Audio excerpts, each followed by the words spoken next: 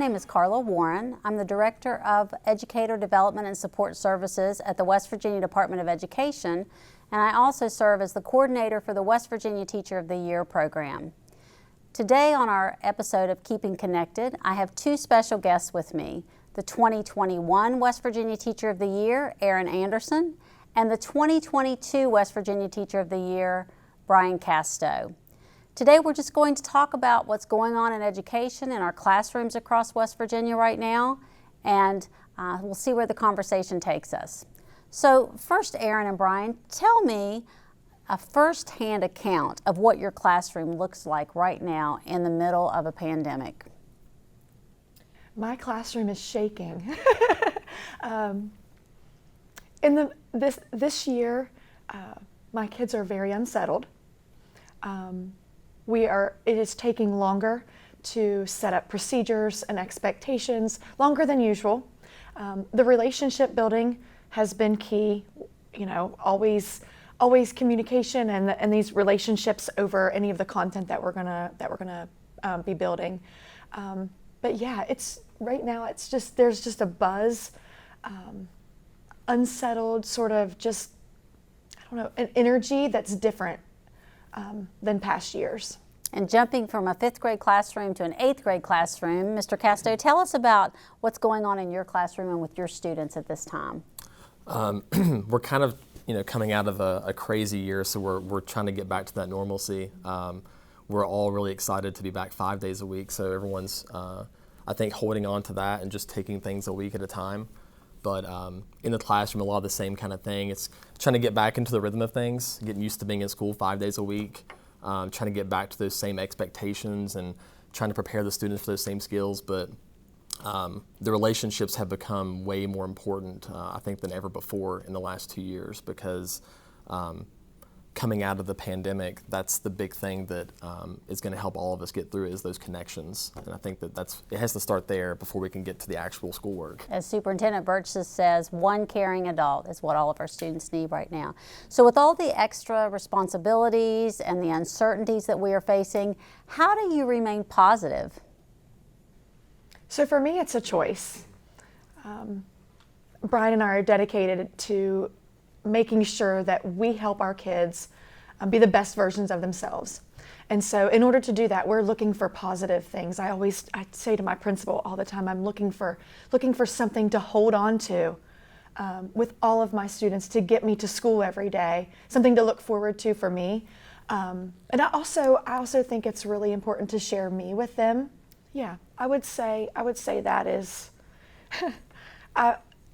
talking to you, talking to Brian, talking to my kids, there's no Erin versus Mrs. Anderson. It's just me all the time. I mean, obviously we have different content language or whatever. But yeah, just making sure I stay true to that. Absolutely.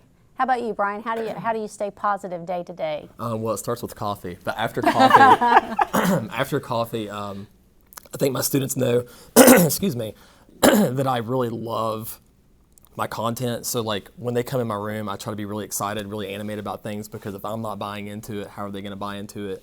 And building those relationships we were talking about earlier, I like to start class sometimes with a random question.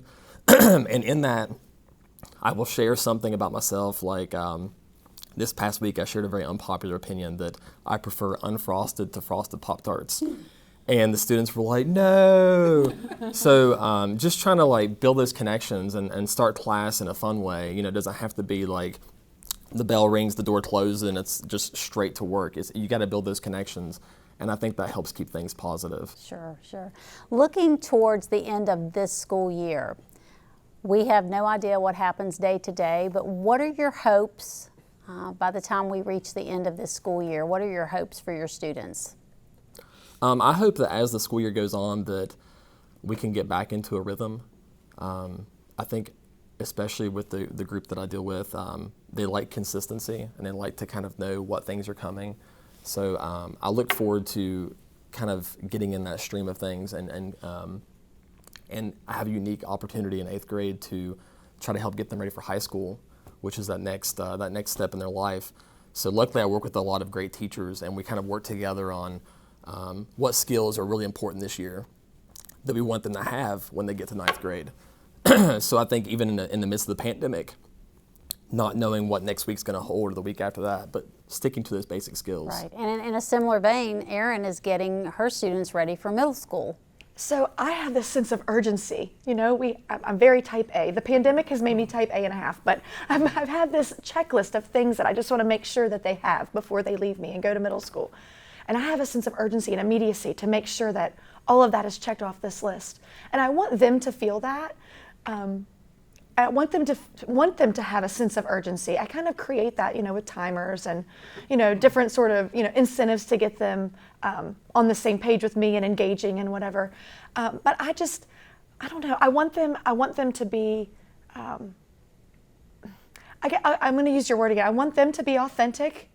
I want them to be able to ask appropriate questions when they don't understand something. I want them to be able to connect. I mean, we talk about, gosh, I know Brian knows this too. We talk about, you know, they have me. They only have me. I say to them, you're not going to have me next year.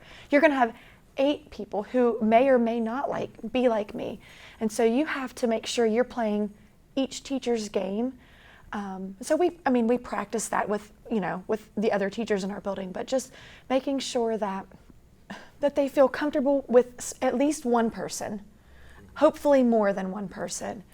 And I want them to have this sense of urgency of not just the learning, but just relationship building with their peers, but also with their teachers next year.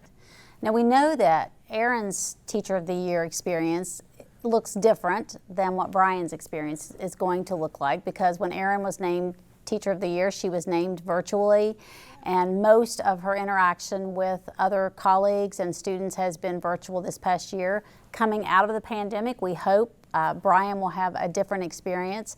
So Erin, as the 2021 West Virginia Teacher of the Year, what advice do you have for Brian that is going to assist him to make it a successful year as the representative for all teachers in West Virginia? Wow. I need a notepad. Let me write this down. She didn't send me this question ahead of time. Gosh, I would have had. I think it's really important to look at what we do through different lenses. You're used to the 4 walls of your classroom, but it's so nice to take a step back to see what your central office is doing, what decision makers are doing, people in high places like Carla Warren.